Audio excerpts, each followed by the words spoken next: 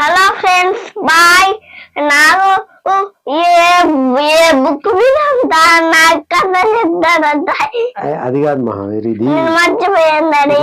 ఇది ఏం బుక్ అంటే ది ప్రాఫిట్ అంటే ప్రవక్త, అంటే మంచి మాటలు, అంటే మాటలు చెప్పేవాడు, అంటే అన్నిటి గురించి చెప్పేవాడు అనమాట. ఆయన పిల్లల గురించి ఒకటి చెప్పింది అనమాట.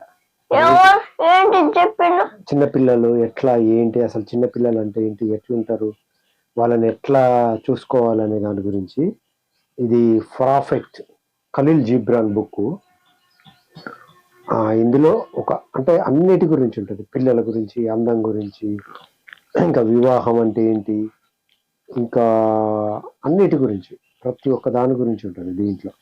మాట్లాడటం గురించి, ఇంకా ఉపదేశాల గురించి, స్త్రీ వేదన గురించి,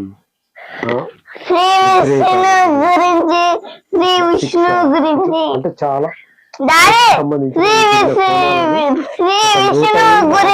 ఒక యోగి పిల్లల గురించి చెప్పుకుందాం. ఆగ్ మహావీర్ పిల్లల గురించి. దీంట్లో ఎట్లా ఉందంటే, అంతలో బిడ్డను ముందుకు విష్ణు కాదు, కొద్ది విను, దీంట్లో ఏమన్నారో విను, ఓకేనా. అంతలో బిడ్డను గుండెకు హత్తుకొని ముందుకొచ్చి అడిగింది ఒక ఆమె, పిల్లల గురించి చెప్పండి అని. ఆయన అన్నాడు, మీ పిల్లలు కాదు, జీవితం తనను తానే పొడిగించుకోవాలనుకునే జీవితేచ్ఛకు బిడ్డలు. వాళ్ళు నీ ద్వారా వచ్చారే కానీ నీ నుంచి మాత్రం కాదు. నీతోనే ఉన్నా వాళ్ళు నీకు చెందరు. వాళ్ళకు నీ ప్రేమను పంచగలవే కానీ నీ ఆలోచనని కాదు. వాళ్ళకి వాళ్ళవైన ఆలోచనలు ఉంటాయి. నీ ఇంట్లో వాళ్ళ శరీరాలు ఉంటాయి కానీ వాళ్ళ ఆత్మలను ఉంచలేవు. వాళ్ళ ఆత్మలు, ఆలోచనలు రేపటి ఇంట్లో నివసిస్తూ ఉంటాయి. నీ కలల ఊహల్లో కూడా నువ్వు ఆ ఇంటి ఛాయలైనా ఎప్పటికీ తాకలేవు. వాళ్ళలా ఉండటానికి నువ్వు ప్రయత్నించవచ్చు, కానీ అలా వాళ్ళని తయారు చేయొచ్చు. జీవితం ఎప్పుడూ వెనక్కి నడవదు, నిన్నతో కలిసి చతికిలబడదు. మీరు విల్లైతే ఆ విలు నుండి దూసుకుపోయే శరాలు మీ పిల్లలు.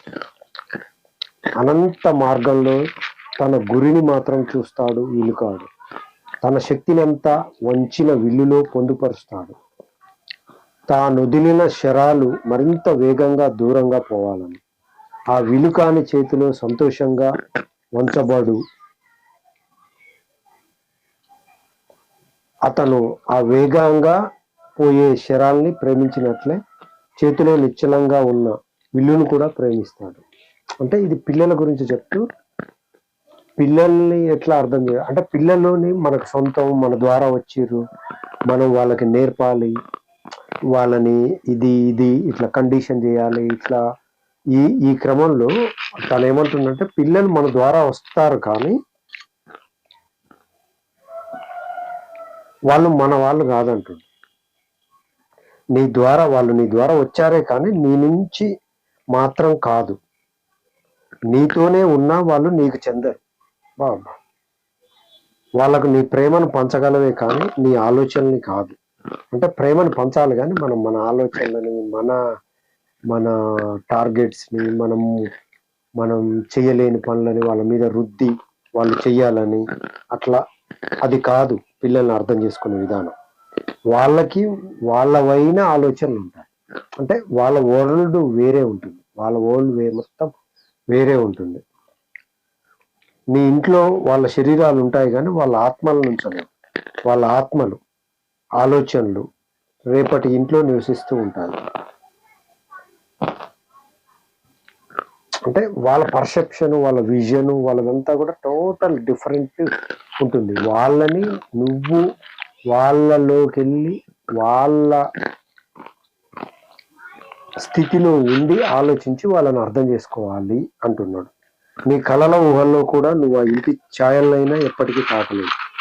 వాళ్ళలా ఉండటానికి నువ్వు ప్రయత్నించవచ్చు, అంటే వాళ్ళ స్థాయి తగ్గట్టు వాళ్ళని అర్థం చేసుకొని వాళ్ళతో పాటు వాళ్ళలాగా ఉండటానికి ప్రయత్నించవచ్చు, కానీ నీలా వాళ్ళని తయారు చేయకు.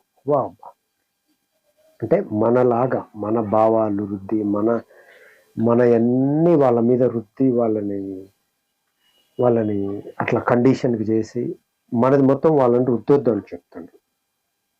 జీవితం ఎప్పుడు వెనక్కి నడవదు, నిన్నతో కలిసి చతికిలబడదు. మీరు విల్లైతే ఆ విల్లు నుండి దూసుకుపోయే శరాలు మీ పిల్లలు. అంటే మనం ఒక విల్లు అయితే, అంటే ఆ ధనస్సు అయితే, ఆ ధనస్సుకి ఈ శరాలని ఓన్లీ వదలటం వరకే ఉంటుంది అని చెప్తున్నా అనమాట.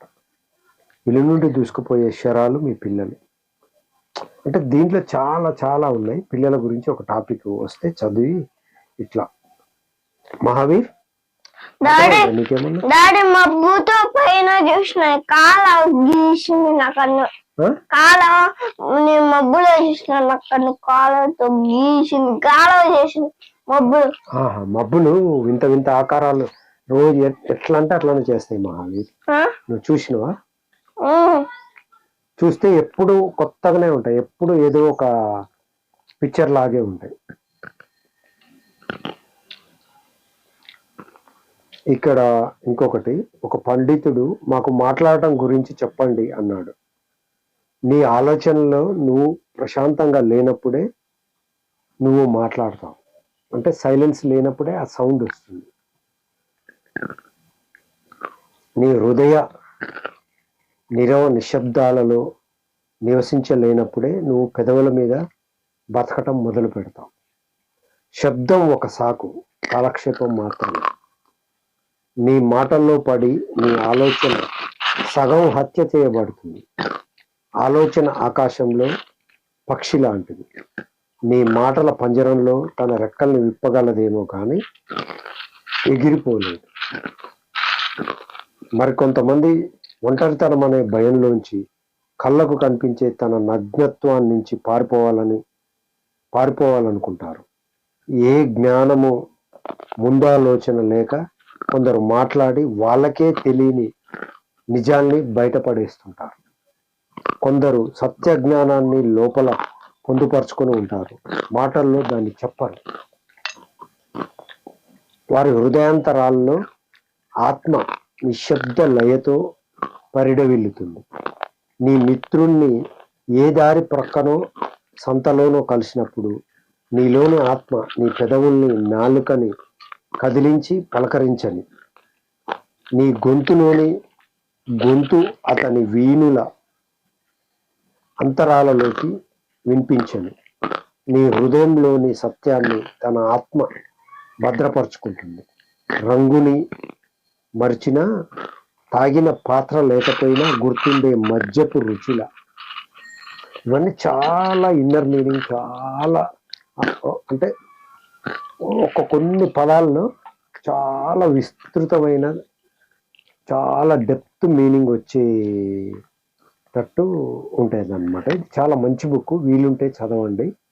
ది ప్రవక్త తెలుగులో కూడా ఉంది. ఇది ఖలీల్ జిబ్రాన్, ఫేమస్ అరబిక్ పోయటిన్, చాలా అద్భుతంగా ఉంటుంది. దీనికి నాకు నోబెల్ ప్రైజ్ వచ్చింది, ది ప్రాఫిట్ అనే దానికోసం. ఈ పోయిటరీకి చాలా డెప్త్, ఇన్నర్ మీనింగ్ చాలా ఉంటుంది. ఇది ఓకేనమ్మా హావీర్?